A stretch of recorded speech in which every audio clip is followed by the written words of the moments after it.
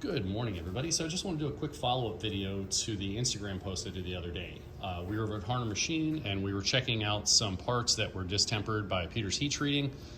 They did a follow-up straightening with a acetylene torch, and it distempered a lot of parts pretty badly here. And if I'm looking at this latest batch of GSO3s, between some of this burned and decarburized MagnaCut and this S90V, we lost about 30 parts here just in this latest batch. We do still have some extras, but I just wanted to explain to you guys, if you're working with commercial heat treaters or other service providers, it's important to understand the nuts and bolts of what they are and aren't doing, because it's going to affect your processes. So if these companies can't be or won't be transparent about what they're doing, that's a red flag, and you should be looking around and understanding how to insulate yourself. If you need to use these companies for one reason or another, understand the best you can about what's happening in there specifically, so that you can either limit your batch sizes, have more specific handling, and just avoid things like this.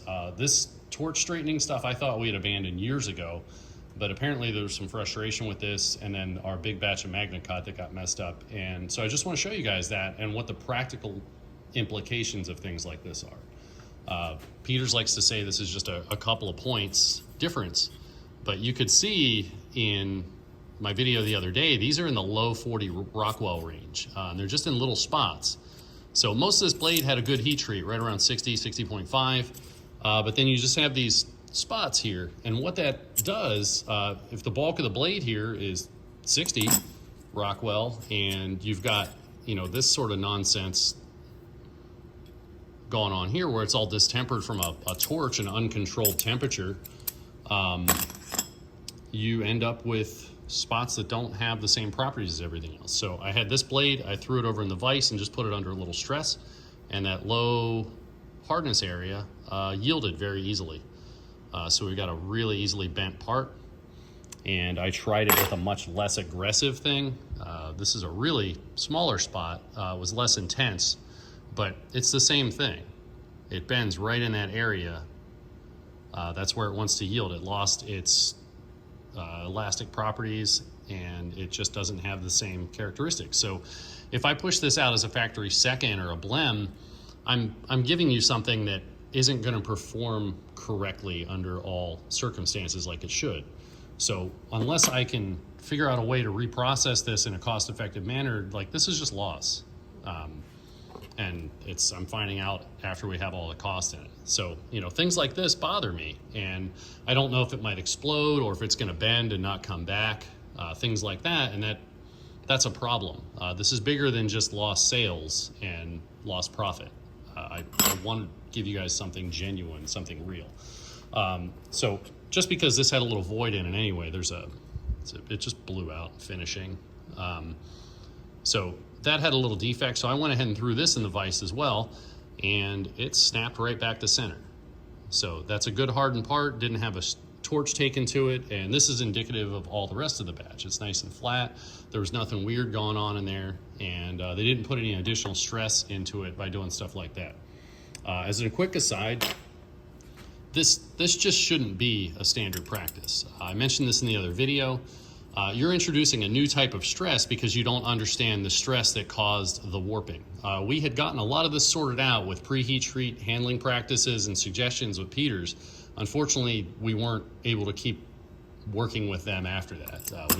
We'd really improved the handling, but they didn't like some of the conversations about some of the past stuff. So we're just going to take these lessons now and go over to some different companies and start fresh relationships there. But when you look at things like that, that's just that income off my board, and we're in that cost in the materials, the labor, and everything. But because of some carelessness, these aren't really like serviceable. I can't tell somebody, hey, use it, but don't really use it. That doesn't make sense to me. So I'm gonna hold on to this void here, wherever that one went, for a shop knife or a factory second, since it's really small. Those are the little voids I'm used to seeing. But just as it relates to that, moving back to the decarb. Apologies, I had to get a drink of water here. But going back to the decarb that Peters Heat Treating had done, this is why you need to understand the processes and have good communication and understand that if there's something that's going to change, that they're going to communicate that to you and get an approval on that. You know, they said that we just ask for a result, so we get what we get. But that's like saying you're going to a service provider for something or get your oil changed, and if they put transmission fluid in your engine, like, that's your fault. You should have known better. You're the expert at this. So when I see things like this and the lack of understanding and the preheat treat handling and different things, these are problems.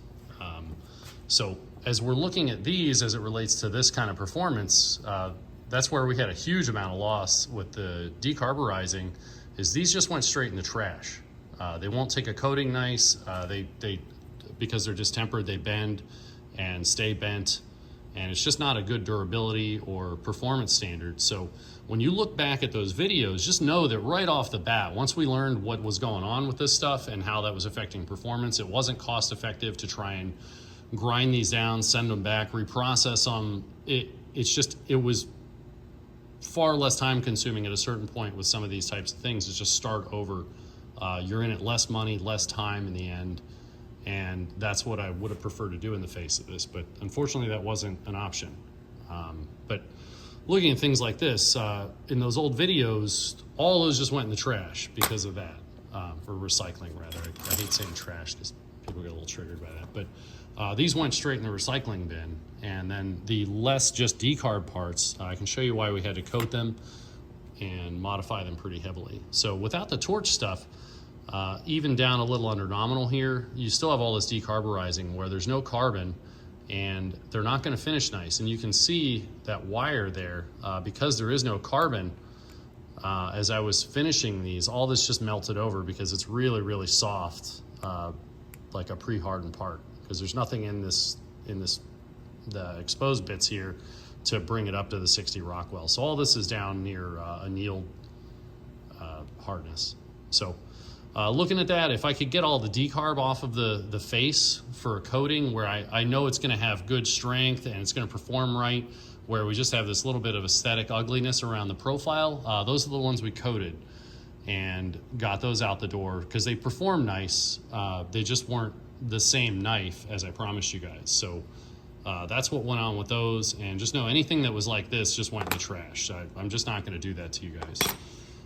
So when we look at stuff like that, that's just how it is. But again, to me, that's just all, unless I get these coated in a little batch one day, this is just more loss.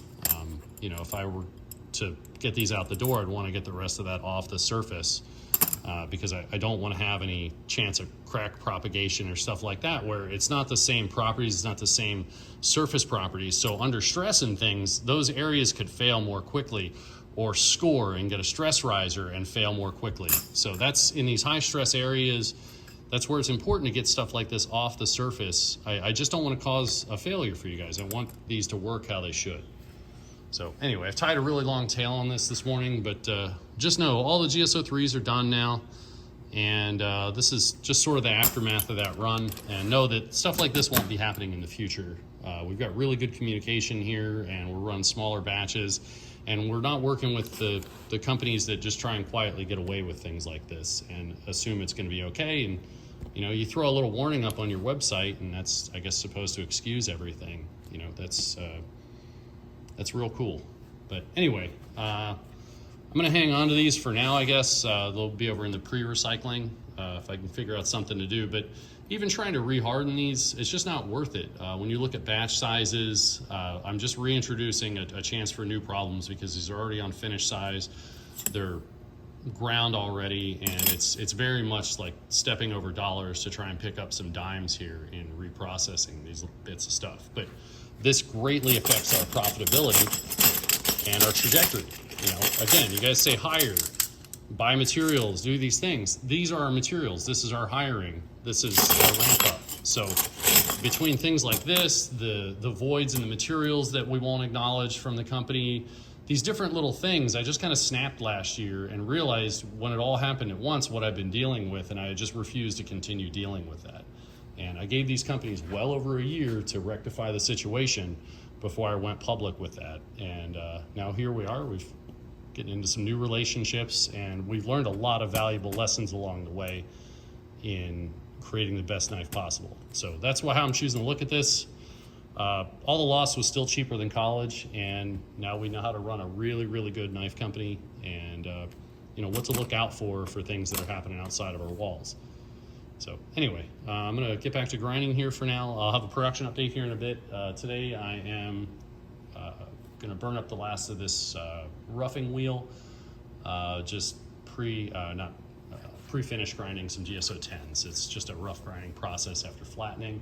And then we'll put the finishing wheel on, and we're gonna finish out all the rest of the GSO 4s, GSO 4.5 standards and bushcrafts, Vendetta 4s, Vendetta 4.5s, GSO 10s, and what else I got down there? GSO 4.7s, and it looks like it right now. But the TSKs are done, TSK Tontos are done, and GSO 3s are done, EDC 3s are about done. So everything is moving along really nice here. I'll do a comprehensive update, but I'll do an update here today from the grinding bench as well. But anyway, you guys have a great day, and thanks for watching this video, and thanks for stopping by. Talk to you again soon.